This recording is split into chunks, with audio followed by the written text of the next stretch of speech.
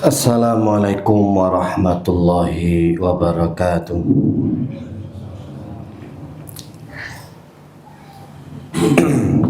Bismillahirrahmanirrahim.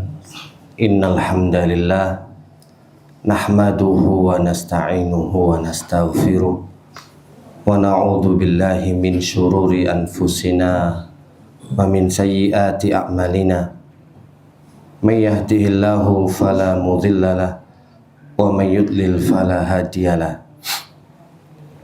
Asyhadu an la ilaha illallah wahdahu la syarikalah wa asyhadu anna Muhammadan abduhu wa rasuluhu la nabiyya ba'da. Ya ayyuhalladzina amanu taqullaha haqqa tuqatih wa la tamutunna illa wa antum muslimun. Ya ayyuhan nasu taqu rabbakumul ladzi khalaqakum min nafsin wahidah wa khalaqa minha zawjaha wa batha minhuma rijalan katsiran wa nisaa wattaqullaha alladzi tasaaluna bihi wal arham innallaha kana 'alaikum raqiba. Ya ayyuhalladzina amanu taqullaha wa qulu qawlan sadida yuslih lakum a'malakum wa yaghfir lakum dhunubakum wa may yuti'illaha wa rasulahu faqad faza fawzan 'azima. Ikhwani fillah rahimani wa rahimakumullah. Kita sebagai makhluk sosial yang selalu berinteraksi dan bermuamalah dengan manusia, baik dengan keluarga, sahabat, teman, kerabat, tetangga, bahkan juga bermuamalah dengan orang yang tidak kita kenal. Maka dengan interaksi inilah terkadang ada beberapa hal yang kurang cocok, ada beberapa hal yang bersinggungan, sehingga terdapat gesekan dan mulailah muncul lesan yang kadang terlontar tidak sesuai ataupun perbuatan-perbuatan yang lainnya. Maka dari itu ketika kita mendapatkan sesuatu perkara yang mungkin di luar ekspektasi kita, ada hal-hal buruk, ada hal-hal yang tidak sesuai dengan keinginan kita, maka kita harus juga bersiap-siap bagaimana cara mengatasi dan solusinya seperti apa. Karena kalau kita ada masalah, bukan segera untuk mencari solusinya, yang ada hanyalah, kalau dalam istilah orang Jawa itu gemerundel. Gemerundel itu hati yang selalu tidak pernah merasa tenang dan nyaman. Di saat itulah kita harus benar-benar kembali kepada Allah dan Rasul-Nya. Di saat ada lisan yang mulai mengomentari kita, di saat ada yang mau berusaha menjatuhkan bahkan menfitnah kita, maka jangan sekali-kali hawa nafsu yang menjadi pemimpinnya. Jangan sampai tabiat dan akal yang akan menjawabnya. Maka kita ambil tema di sini di saat kita dicela. Ketika kita dicela, apa yang harus kita lakukan? Kalau kita mencari ridho manusia, kita mengingat bagaimana yang dikatakan oleh Imam Syafi'i rahimahullah, bahwasannya ridhon nas ghayatun la tudrak, bahwasannya yang namanya ridho manusia adalah tujuan yang susah untuk digapai, nggak mungkin tercapai. Kalau kita ingin agar manusia semuanya seneng sama kita, itu nggak mungkin. Karena pasti di antara kita ada muhibbun, ada mubaghid. Kata Imam Syafi'i seperti itu. Pasti di antara kita ma'ahadun, tidaklah setiap orang itu illa walahu muhibbun wa baghidun. Pasti ada yang mencintai dan pasti ada yang membenci. Itu suatu kepastian. Maka hendaklah kita selalu fokus kepada apa yang bermanfaat bagi kita. Jangan sampai hal-hal tersebut mempengaruhi ibadah kita, mempengaruhi hati kita. Karena selevel Rasulullah SAW saja, orang yang paling sempurna akhlaknya, orang yang paling lembut dengan umatnya, itu saja masih dicela. Yang dikatakan tukang sihir lah, pendusta lah, tukang syair lah, dan macam-macam tuduhan-tuduhan yang dilontarkan kepada beliau. Lantas bagaimana dengan kita yang bukan siapa-siapa, apalagi dosa kita yang banyak. Bahkan ulama pun mengatakan seandainya dosa itu memiliki bau, pasti manusia tidak akan mau duduk bersama kita. Maka suatu kepastian, hal yang tidak mengenakan akan hadir di kehidupan kita. Namun yang pasti, yang jelas, kalau sudah ada permasalahan dan problem seperti itu, yang dicari adalah solusi terbaik. Bukan malah kita curhat ke sana sini yang belum tentu mendapatkan hasil dan jawabannya. Maka langkah pertama, di saat ada celaan yang sampai ke telinga kita, yang sampai kepada kita, nah, langkah pertama itu adalah, ini paling penting ini ya, ketika dicela, aib kita diudal, aib kita itu dibongkar, maka yang pertama itu jangan baper. Nomor satu ini ya, yang pertama itu jangan baper, jangan dimasukkan hati dan jangan terbawa perasaan. Beda antara dicela dengan nasihat, dengan masukan itu beda. Kalau masukan kan Masya Allah, kalau sudah celaan, ya konotasinya berarti kata-kata yang tidak mengenakan, tidak menyenangkan, hadir, kemudian sampai kepada kita. Yang pertama ya, jangan baper dulu. Kembali kepada tauhid. Kembali lagi kepada tauhid. Nah, kita kan sudah belajar tauhid. Makanya kalau ada masalah, ya pertama-tama ya harus kembali ke tauhid. Bahwasanya di dalam surat At-Taghabun ayat yang 11, ma asaba min musibatin illa biidnillah wa may yu'min billahi yahdi qalbah wallahu bikulli syai'in alim. Tidaklah menimpa suatu musibah kecuali dengan izin Allah. Apapun yang menimpa kita, baik itu sesuatu yang baik ataupun sesuatu yang buruk, itu sudah diizinkan oleh Allah Subhanahu wa ta'ala. Apalagi yang namanya iman itu kan ada iman kepada takdir yang baik dan beriman kepada takdir yang buruk. Nah, kalau kita mampu untuk merealisasikan, mewujudkan bahwasanya ini semua adalah memang kehendak Allah dan diizinkan oleh Allah Subhanahu wa ta'ala, maka wa'lam annama asabaka lam yakun liyukhti'aka. Ketahuilah, apa yang menimpamu tidak mungkin meleset darimu, dan apa yang luput darimu tidak akan mungkin menimpamu. Itu kata Rasulullah SAW.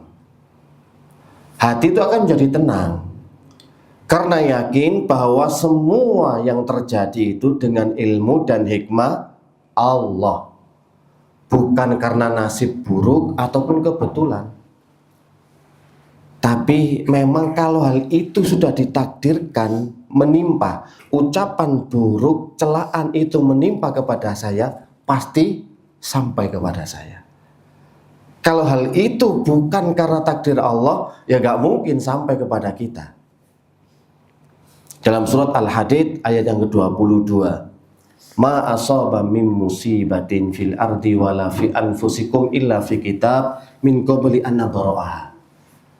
Tidak ada suatu musibah pun yang menimpa di bumi pada diri kalian melainkan telah tertulis dalam kitab Lauhil Mahfuz sebelum an nabra'aha, kami mewujudkannya. Sesungguhnya yang demikian itu mudah bagi Allah Subhanahu wa ta'ala. Ini kita sudah punya beberapa dalil yang kita kedepankan bahwa semua yang terjadi menimpa kepada kita berupa musibah. Musibah itu kan hal-hal yang tidak kita sukai, termasuk dicela, termasuk dijatuhkan martabatnya, kehormatannya. Itu bagian dari takdir yang buruk, bagian dari apa yang sudah ditetapkan oleh Allah Subhanahu wa ta'ala. Maka yang terbaik ketika kita mendapatkan celaan, kita kembalikan dulu kepada Allah dengan penuh keyakinan yang mantap, tanpa ada keraguan sedikit pun bahwasanya oh Allah memang yang memilih saya untuk mendapatkan celaan, dan Allah pula yang memang menentukan kita sebagai targetnya, kita yang memang harus merasakan celaan tersebut. Allah pula yang mendatangkan orang-orang yang menyakiti hati kita. Jangankan orang yang menyakiti kita ya, daun yang jatuh itu sudah diizinkan oleh Allah Subhanahu wa ta'ala. Apalagi kalau ada orang yang memang mendolimi kita dengan cara mencela dan mencerca. Allah gak salah alamat. Allah memang mendatangkan, tiba-tiba ada orang datang, kemudian kita salah faham, dia mencela kita, bahkan dia sebarkan aib kita. Itu sudah bagian dari takdir. Dan kalau seperti itu keadaannya, kan yang pasti segala kejadian pasti ada hikmahnya. Ada hikmahnya. Kita ambil hikmahnya seperti apa kira-kira. Kalau nanti kita belum bisa lulus, belum bisa mencari solusi yang sesuai dengan apa yang Allah inginkan, ya Allah nanti akan datangkan lagi. Nih saat ini kita dicela, kita berapi-api, pengen membela diri, kita pengen membalas, apalagi dengan ya balasan-balasan yang lebih hebat, lebih bisa menjatuhkan orang yang mencela kita. Ya belum tentu ujian itu bisa lulus kepada kita. Kalau kita pengennya bales terus gitu ya, berarti kita belum bisa menyikapi takdir yang buruk.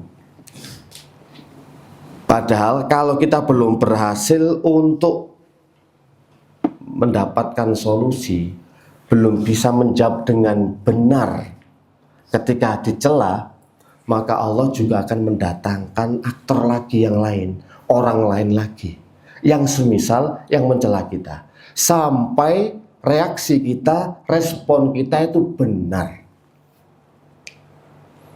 Kalau kita nggak sampai menyandarkan ini kepada Allah Subhanahu wa ta'ala, maka yang ada kita itu mendramatisir ketika dicela. Perasaan jatuh, kemudian di perasaan baiknya sudah dihancurkan. Padahal kata Ibnu Qayyim rahimahullah, ayyusawiyal insan indal madah wa indal dzam. Harusnya manusia itu keadaannya harus sama. Baik ketika dia mendapatkan pujian ataupun ketika mendapat celaan, harus sama. Jadi jangan sampai baper, jangan sampai sedih berkepanjangan. Kalau ada kalimat-kalimat itu yang datang ke telinga kita kok nggak enak rasanya, nah, jenengan anda ini kan bisa langsung, oh ternyata memang saya yang dipilih. Memang Allah yang menghadirkan orang itu sebagai ujian bagi saya. Yang menjadi pertanyaannya, bagaimana sikap saya kalau ada orang seperti itu? Saya balas gitu ya. Saya bisa serangan balik karena saya tahu aibnya lebih banyak, saya bisa mencela dia, atau saya sabar, atau saya diam, atau gimana. Itu sikap kita yang dicari, yang ditunggu oleh Allah Subhanahu wa Ta'ala. Kalau sikap kita salah, sikap kita keliru, oh berarti diremedi, dikasih lagi orang lain lagi, ya. Mungkin di sini kita sama orang Denpasar, nanti sama orang Singaraja, nanti sama orang Jawa, bisa jadi sama orang Kalimantan, sampai hati kita itu benar dalam menyikapi posisi kita saat dicela. Nah, kadang-kadang kita nggak sadar. Jadi orang kenapa sih nyela saya, kenapa nyela saya? Itu cuma ganti aktor saja. Yang diinginkan oleh Allah, bagaimana kita itu bisa mengambil hikmah dari ujian tersebut. Kalau kita nggak berhasil, pengennya ngelawan, pengennya balas, ya apa bedanya? Bahkan pernah diceritakan Imam Waqi sabba rajulun al-imam Waqi rahimahullah. Pernah ada seorang laki-laki mencela Imam Waqi rahimahullah. Falam nujibhu. Kemudian beliau nggak balas, beliau nggak merespon. Faqila lahu, lalu dikatakan kepada Imam Waqi, kenapa engkau tidak membalas celaannya? Kenapa engkau juga tidak membantah apa yang telah dikatakan oleh dirinya? Imam Waqi kemudian menjawab, walam ta'allamnal ilma idzan. Terus beliau menjawab, untuk apa kita belajar agama kalau kita membalasnya? Ilmu itu yang membedakan. Kalau setiap orang yang mencela, mendengki, memaki kepada kita, langsung kita balas, langsung kita counter, terus kita belajar dapat apa? Untuk apa kita belajar ilmu agama? Ya kalau kita lihat bagaimana sikap dari para imam, sikap dari para sahabat, sikapnya Rasulullah SAW, kan nggak ada yang langsung membantai serangan balik itu ya. Dilihat dulu siapa ini. Makanya ketika ada orang yang benar-benar mencela, ya dia gak jawab, biarkan saja. Bahkan Imam Syafi'i juga mengatakan, in kunta shadiqan faghfarallahu laka. Kalau memang ada orang yang mencela, mencaci kepada beliau, kalau memang dia benar, ya semoga Allah mengampuni dosa-dosaku. In kunta shadiqan faghfarallahu li. Kalau memang ucapannya, celaannya itu benar ya, maka Imam Syafi'i mengatakan semoga Allah mengampuni dosa-dosaku. Wa in kunta kadziban, kalau memang engkau yang berdusta dengan celaan tersebut, maka semoga Allah mengampuni dosa-dosamu. Sudah, tetap tidak balas mencela. Kalau kita kan beda.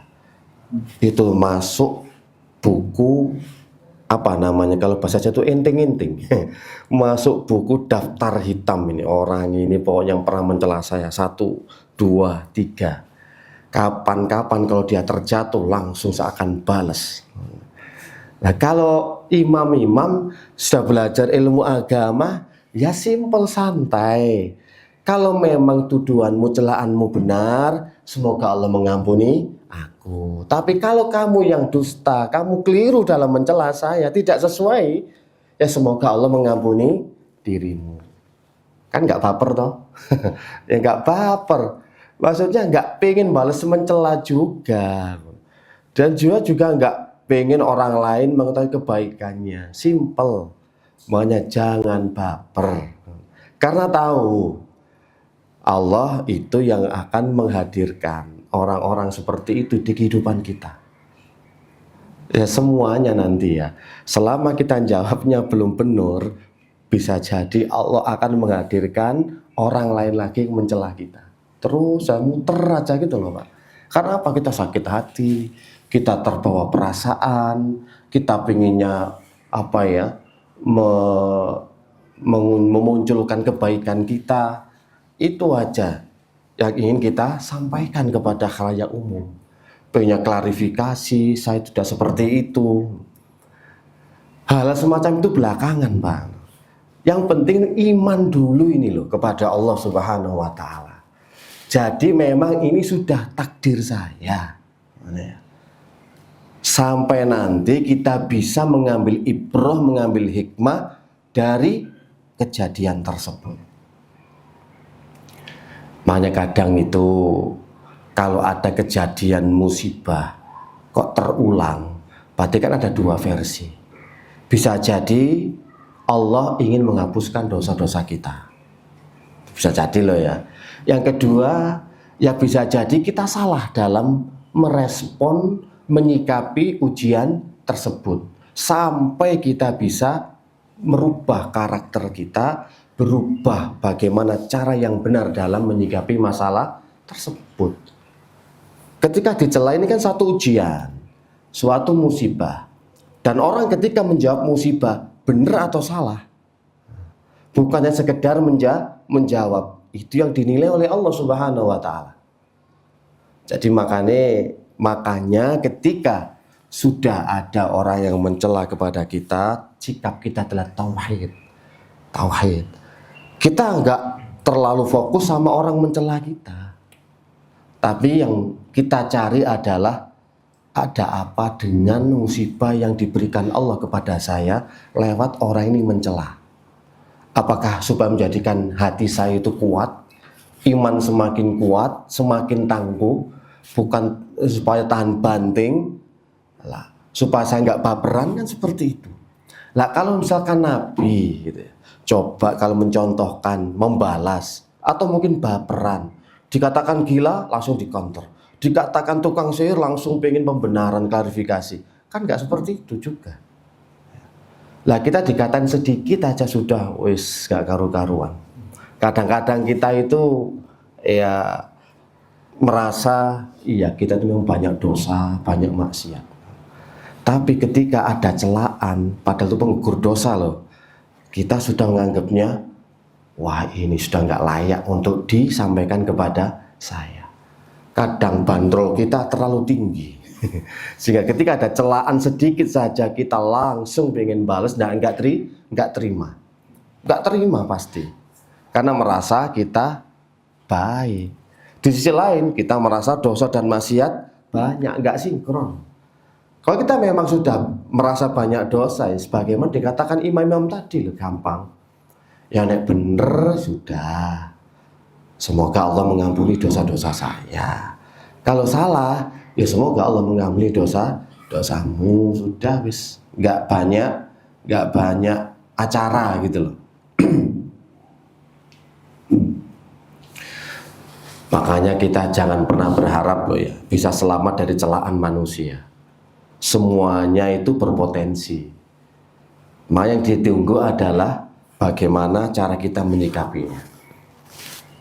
Gak ada Pak, orang selevel apapun itu pasti punya celah yang nanti juga akan dicela oleh manusia. Bersiap-siaplah. Makanya kaitan Imam Syafi'i tadi, setiap dari kita itu pasti ada pembenci, ada juga yang senang. Gak mungkin senang semuanya, gak mungkin. Itu adalah tujuannya gak mungkin bisa tercapai. Makanya harus siap-siap. Mungkin saat ini yang ada di sekitar kita adalah orang yang memang sama kita tuh baik-baik, nggak ada yang mencela, karena mereka tersembunyi, mungkin mereka jauh, atau mungkin masih sungkan. Padahal di belakang kita juga dicela sama. Ada juga yang langsung mencela kita. Jadi jangan berharap loh ya semua manusia penduduk muka bumi ini bisa ridho dengan jenengan. Pasti ada nggak suka, siapapun orangnya, selevel Nabi, ada aja nggak suka, apalagi kita. Itu loh yang pingin sebenarnya harus kita rubah mindset kita. Di pertama, oh iya sih, memang setiap orang itu ada pembenci. Saat ini dia mungkin nggak bisa nahan perasaannya, langsung mengeluarkan unek-uneknya. Dan saya yang jadi sasaran targetnya. Dan Allah yang memilih saya. Biar apa? Dewasa dalam menyikapinya. Poin pertama, ya kita disuruh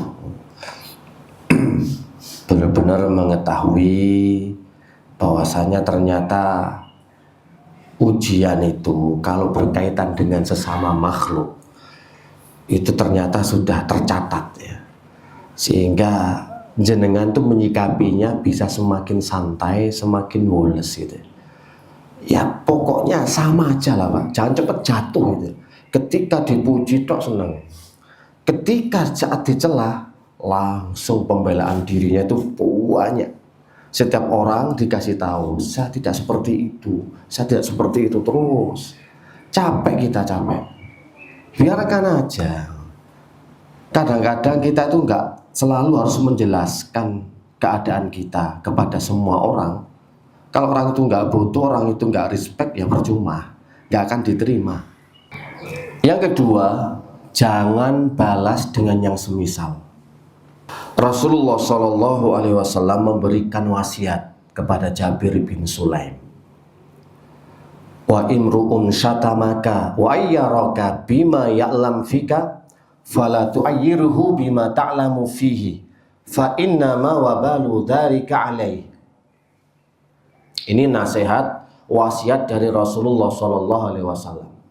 Jika ada orang yang mencelamu dan mempermalukanmu dengan sesuatu yang dia ketahui ada pada dirimu, maka jangan engkau membalasnya dengan sesuatu yang engkau ketahui ada padanya. Akibat buruk biarlah dia yang menanggungnya. Jadi jika ada orang yang mencela, menghina, bahkan mempermalukanmu karena dia tahu aibmu, tahu kekuranganmu, maka jangan balas hal yang semisal.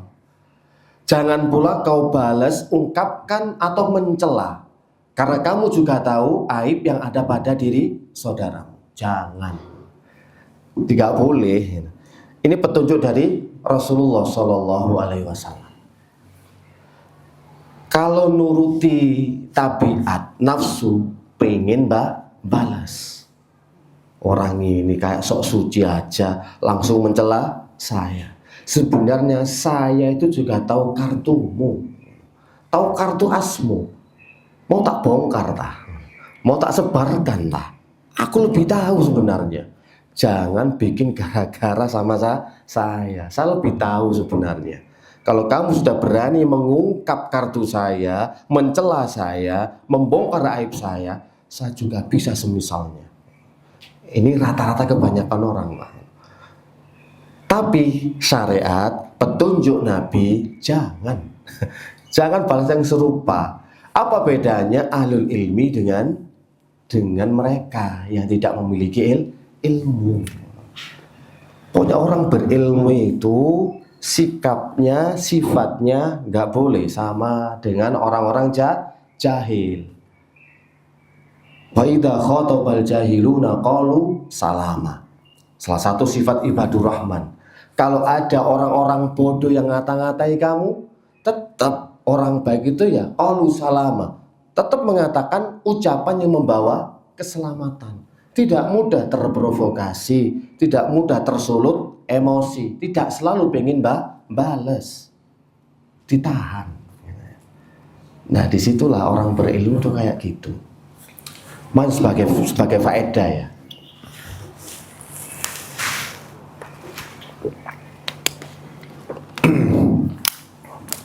Sebagai faedah, ilmu itu Pak, ada dua tipe.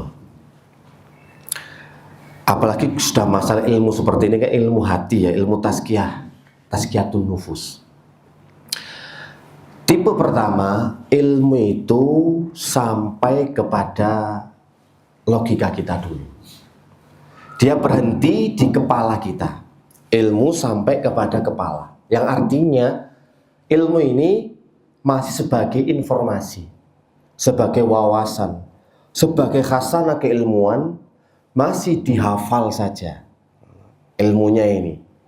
Nah, kalau tahu dalilnya, faham. Tapi ada tipe yang kedua, ilmu yang sudah sampai meresap ke hati. Ada dua tipe nih. Jadi, ilmu yang ada sampai berhenti di kepala, maksudnya orang ini hafal. Hafalnya banyak, matan apa saja hafal. Tahu informasi, tahu hukumnya, tahu dalilnya. Ini masih ilmu yang menetap berhenti di kepala. Yang satunya ilmu sudah meresap di hati. Maka ilmu sudah masuk ke hati ini akan merubah akhlak dan merubah karakter. Ilmu ini ilmu yang bermanfaat. Ilmu ini ilmu yang mendapatkan taufik.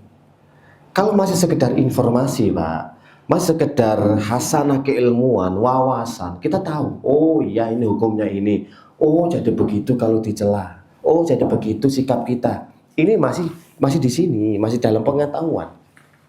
Tapi yang nanti ilmu itu kalau sudah masuk ke dalam hati, itu yang merubah pada kita. Makanya seorang berilmu itu bukan dikatakan alaisal ilm bikasrati riwayah. Ilmu itu bukan sekedar banyak riwayat.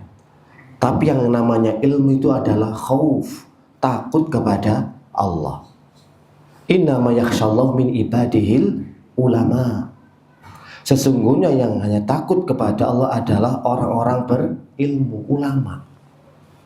Jadi ilmu sudah sampai meresap ke hati gitu, Pak. Kalau sekedar pengetahuan, saya tahu sabar itu baik. Saya tahu kalau misalkan disakiti orang harus memaafkan. Ini tahu, teori tahu, Pak. Jadi ilmu teori, ya untuk debat, bantah-bantahan, ilmu yang masih di sini, Pak. Terus, Masya Allah gitu ya.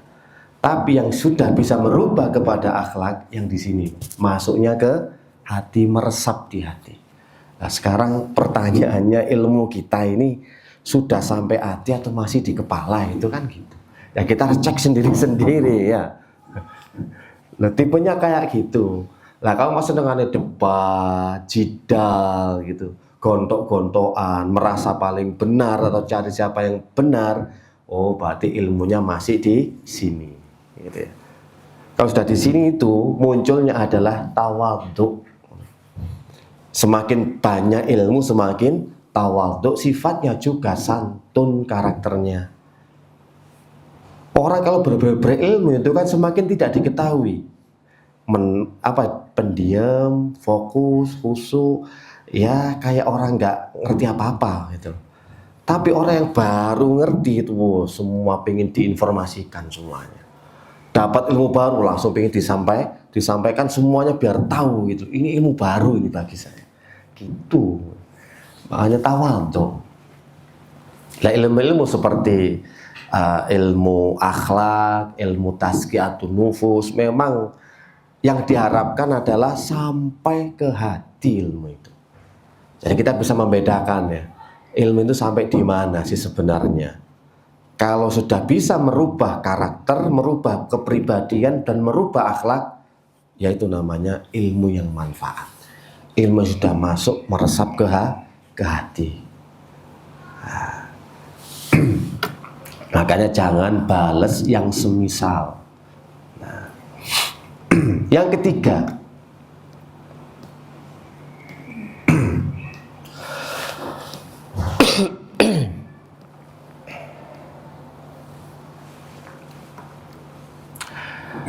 muhasabah. Yang ketiga itu malah muhasabah. Ketika Zainal Abidin dicela dan dicaci maki oleh seseorang, beliau tidak marah. Justru beliau mengatakan, laqad sababtana bima alimta wa ma sutira anka min amrina akbar. Sungguh kamu telah mencelaku dengan apa yang kamu tahu.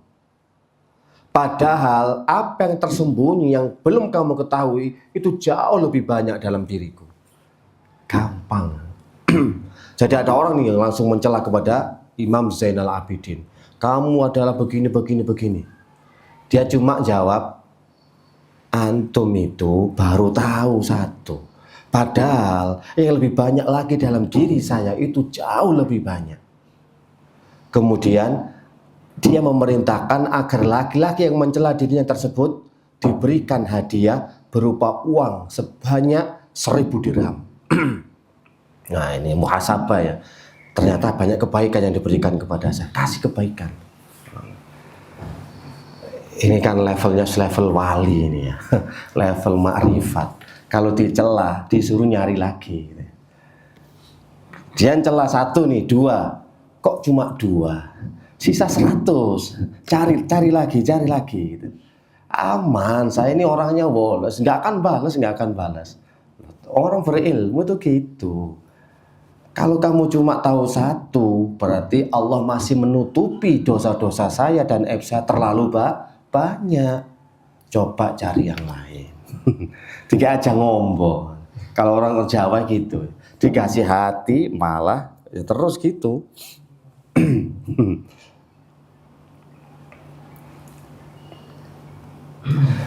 Dan ini yang dikatakan juga oleh Hasan Al-Basri. Ini lebih bagus lagi ini, Pak. Idza takallaman nas an kabisu faqul kama qala Hasan Al-Basri.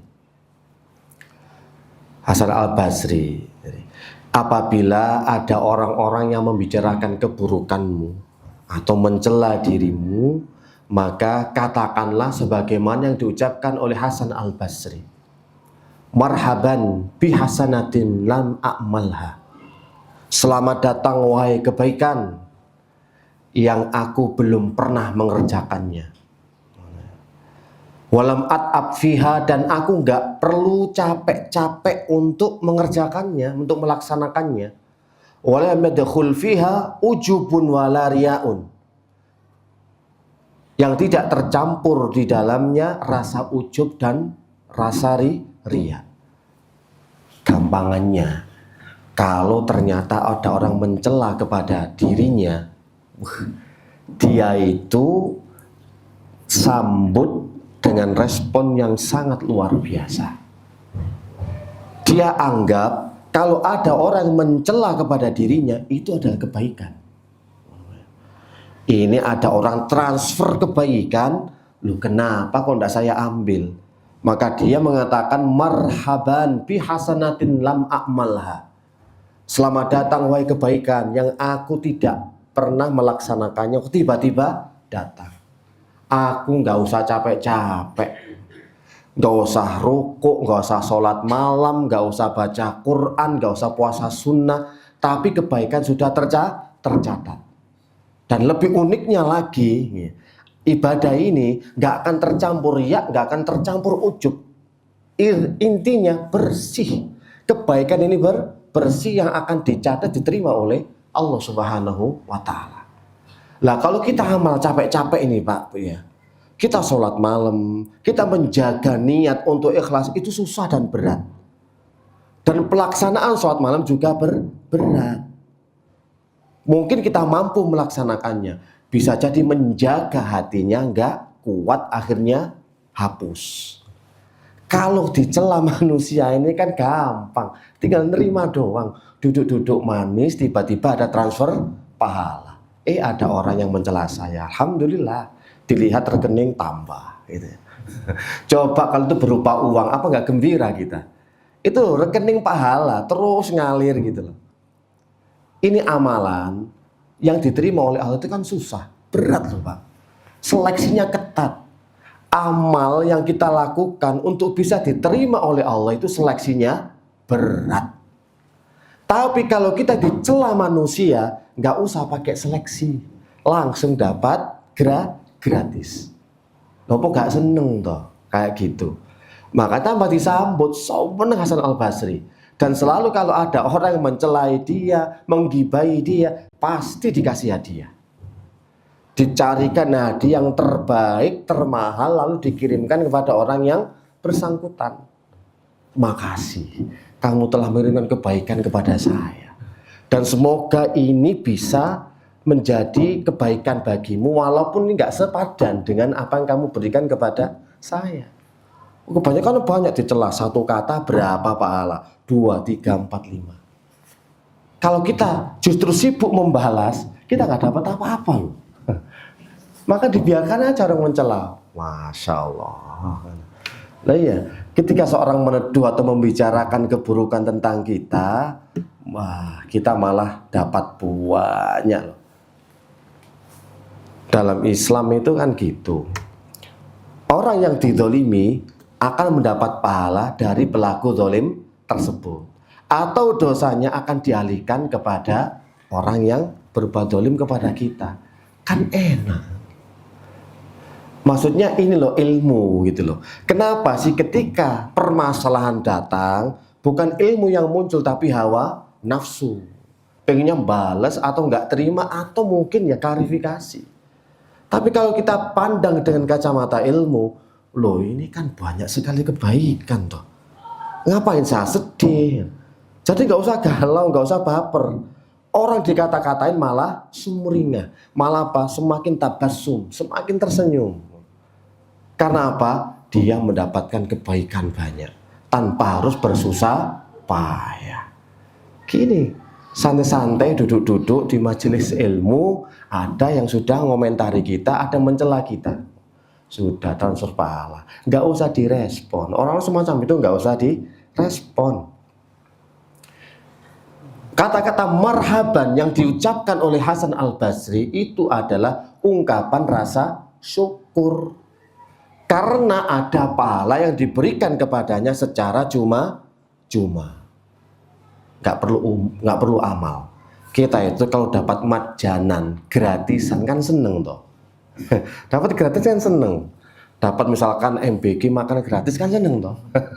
Loh, itu namanya gratisan gitu loh. Seneng dapat makan gratis, dapat kue gratis, dapat buah gratis, masya Allah. Segala sesuatu yang gratisan itu seneng. Tiba-tiba ada orang ngasih umroh gratis, weh seneng. Antum pasti seneng. Nah inilah bentuk pahala-pahalanya kalau kita lagi dicela. Yang bisa nerima, ya, yang bisa muhasabah gitu loh. Tanpa perlu amal, tanpa perlu letih. Kita sudah letih-letih amal, letih-letih sholat malam, letih-letih puasa Nabi Daud. Ternyata bisa jadi dalam diri kita ada rasa ujub, ada rasa pamer atau pengen dilihat orang. Wes gagal ini sudah. Gak dapat pahala apa-apa. Sudah susah-susah loh ini. Lah ini jenengan nyantai-nyantai. Gak usah effort, tinggal nerima. Ridho nerima kalau saya dicela. Aduh, terima transferan pahala banyak sekali. Ini kan hanya bisa dilakukan bagi orang yang tahu ilmunya. Oh ternyata ini toh yang namanya dicela dan didolimi itu. Kan posisi kita kan terdolimi. Kalau terdolimi, ya otomatis dosa kita diambil dia. Lalu dia juga transfer pahala sama kita. Masa kita nggak mau terima kasih sama orang seperti itu? Nggak terlalu baik tadi ya sama kita. Baik loh. Nah iya. Kan denger nih ada orang mencela. Waduh transfer pahala nih orang. Ini hadiah apa yang layak buat dia ya? Kasih aja sarung BHS, kirim, gitu loh. Langsung. Ada lagi mencela, kok tambah banyak yang mencela. BHS-nya tambah habis ini. Simple pokoknya. Jadi orang-orang terdahulu, kalau kita ingin lihat keilmuan dan praktek mereka, bukan hanya sekedar pengetahuan, bukan hanya sekedar wawasan, tapi langsung dipraktekkan sama mereka. Setiap ada orang jahat, setiap ada orang yang mencela, justru dia malah balas dengan kebaikan. Gitu loh Pak. Ya karena tahu ngerunutnya gitu loh. Oh gini caranya. Oh kita dikasih pahala. Karena pahala kita sendiri, amal kita sendiri belum tentu diterima. Tapi kalau dapat transferan pasti diterima. Gimana? Kita amal saja. Kita hadir di majelis ilmu, kita baca Quran, kita zikir, kita sedekah. Ini masih banyak totalannya nanti dihisap. Hisapnya berat. Kira-kira gimana sih kesabaran dia dalam beramal?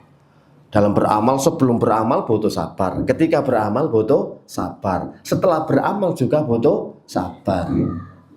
Mau beramal harus sabar, bisa melaksanakan amal tersebut. Ketika beramal memang berat, tapi harus dipaksa. Namun setelah beramal, ingat, jangan sampai ada sum'ah, ada riya, ada ujub. Kalau nggak gitu, gugur. Jadi effort mujahadah kita kalau beramal pengen diterima oleh Allah. Tapi kalau lagi dikata-katain orang itu, ternyata kok enak ya, ketagihan nanti antum. Kalau sudah tahu ilmunya, ketagihan untuk dikata-katain dan dicela orang. Nggak baper lagi sudah. Oh ternyata sampai seperti itu ya kalau kita ini. Ya sebagaimana dalam surat Fussilat ayat 34-35, wala tastawil hasanatu wala sayyi'ah idfa billati ya ahsan. Tidaklah sama kebaikan dan kejelekan, maka balaslah kejahatan itu dengan cara yang lebih baik. Kalau dijahati orang, balas dengan kebaikan.